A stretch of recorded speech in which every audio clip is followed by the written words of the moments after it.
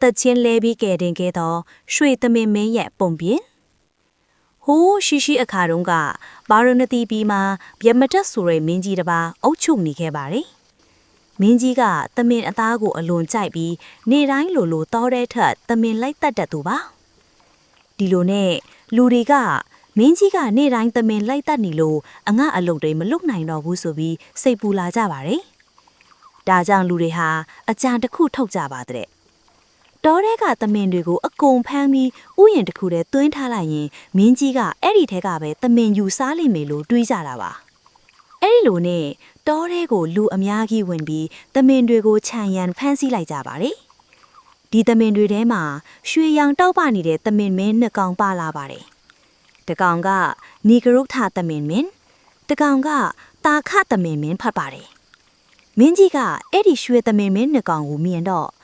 ဒီလိုအလတ်ရှိတဲ့သမင်ကိုမတတ်ရဘူးဆိုပြီးဘေးမဲ့ပေးလိုက်ပါတယ်ဒါပေမဲ့ကြံသမင်တွေကိုတော့နေတိုင်းတကောင်စီတတ်နေသေးပါပဲသမင်တွေဟာကြောက်လန့်ပြီးပြီးရင်ထိခိုက်နာကျင်တီဆုံးကြရပါတယ်ဒီအခြေအနေကိုမြင်ပြီးနီဂရုထသမင်မင်းကတာခသမင်မင်းကိုခေါ်ပြီးပြောပါတယ်ဒီလိုတတ်နေမယ်ဆိုရင်သမင်တွေမနေရပါဘူးဒါကြောင့်အလဲကျတေကြရအောင်စီကန်းထားကြမယ်ဒီနေ့မှာငါအဖွဲကတကောင်နောက်ဒီနေ့မှာတင့်အဖွဲကတကောင်ကိုယ်တိုင်သွားပြီးစင်းတီတုံးပေါ်လဲထားကြစီမယ်ဆိုပြီးပြောပါတယ်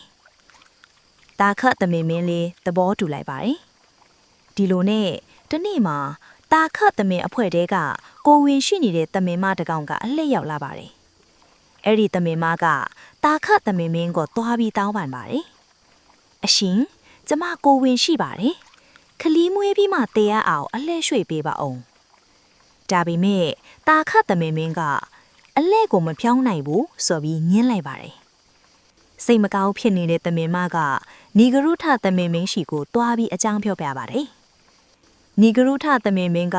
စကားကိုကြားလိုက်တဲ့အခါစိတ်ကရုဏာတရားကြီးမားစွာပေါက်လာပြီးတင်မသွားပါနဲ့တင်အစားငါသွားမယ်ဆိုပြီးကိုယ်တိုင်စင်းတီတုံးပေါ်လေတင်ပြီးအိတ်လိုက်ပါတယ်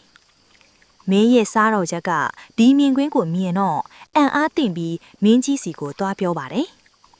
မင်းကြီးကကိုယ်တိုင်လာကြည့်တဲ့အခါရွှေသမင်မင်းကဒီလိုပြောပါတယ်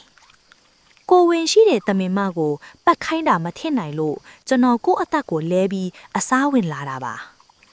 ဒီစကားကိုကြားလိုက်တဲ့အခါမင်းကြီးရဲ့နှလုံးသားကလှူရှားသွားပြီးဒီလိုကရုဏာတရားကြီးမားစွာကိုလူလောကမှာတောင်မမြင်ဘူးဆိုပြီးနီဂရုထသမင်မင်းကိုဝင်ရှိသမင်မနောက်ဆုံးသမင်အားလုံးကိုပါဘေးမိတ်ပေးလိုက်ပါတယ်ဒီခါမှစပြီးသမင်တွေကိုဘယ်သူမှမတတ်ရတော့ပါဘူးနီဂရုထသမင်မင်းကလည်းသမင်တွေကိုစီကန်းထားပြီးလူတွေရဲ့လေယာကိုမဖျက်ဆီးစေတော့ပါဘူးဒီလိုနဲ့လူနဲ့သက်တော်တွေအတူတူငြင်းချမ်းစွာနေထိုင်လာနိုင်ခဲ့ပါတယ်ဒီဇလန်ရဲ့သင်ခန်းစာကတော့ကိုယ့်အကျိုးထက်သူတစ်ပါးအကျိုးကိုရွေးနိုင်တဲ့ကရုဏာတရားအားလုံးကိုကယ်တင်နိုင်တယ်ဆိုတဲ့အချက်ပါပုံပြင်ကတော့ဒါပါပဲရှင် channel လေးကိုလည်း like and subscribe လုပ်ခဲ့ပါရှင်နောက်ဗီဒီယိုမှာပြန်ဆောင်ကြမယ်နော်